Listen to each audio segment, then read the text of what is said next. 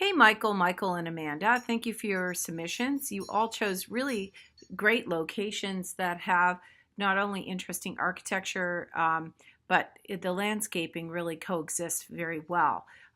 Go to you, Michael. You've gotten lots of different shots of, beautiful skies too, as well. Some of these shots, like, I don't understand where the architecture is. Or sorry, the landscaping is. I think this is more about sculptural detail.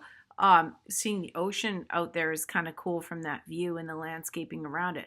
But specific intentional landscaping is what we're after in these shots. And you have some of that for sure in different neighborhoods here. A Japanese garden is like just about the most perfect example of monuments and buildings coexisting with nature, which Japan is all about. So in this first one here, I'm not seeing any landscaping. I'm seeing more architecture and both old and new. However, there is some landscaping in here that kind of hugs the river side, and so that's beautiful, along with the course or the field. And the Japanese garden here is lovely to show how even the roof emulates somewhat the architecture and the shapes of the trees around there. So these are excellent. Japan is all about mirroring too. That's an interesting point of this. And thank you for including a person in there for a scale reference. This one here, Michael, a little bit blurred because I think maybe you didn't have a tripod with you, but the focus looks a little bit off. But you do have some good ones during the day, or at least brighter light, that shows specific landscaping that's been put into place. I love this piece the best. I think this is really cool example how art and nature coexist together along with these areas here. So good job exploring this area and what it has to offer in terms of greenery and the water elements here. So in the end, you have a couple good examples here of, let me just zoom out again.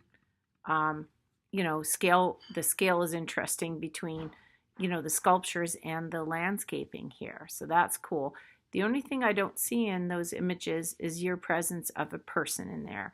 Now, this head doesn't count because it's not the size of a person, and this probably isn't so much either.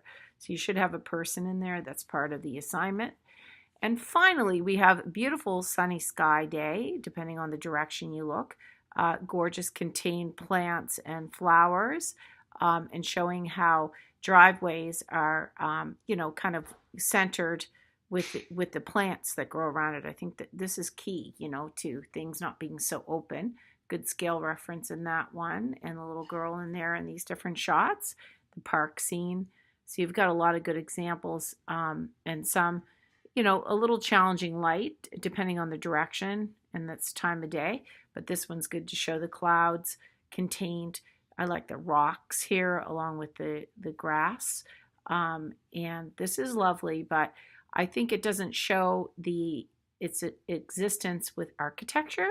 So there'd be a better shot in there for that one. And then the little girl here, I think I like the candid one. Her looking at us like this is not, it makes it about her and not about the place. This makes it about a human scale within that place. So I think that's better.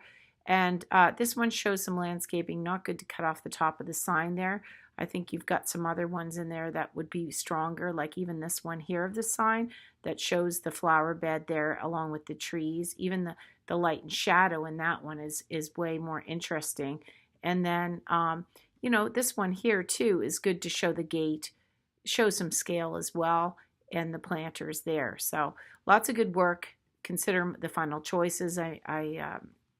My suggestions here. Other than that, great job, people, and I hope you enjoyed this assignment.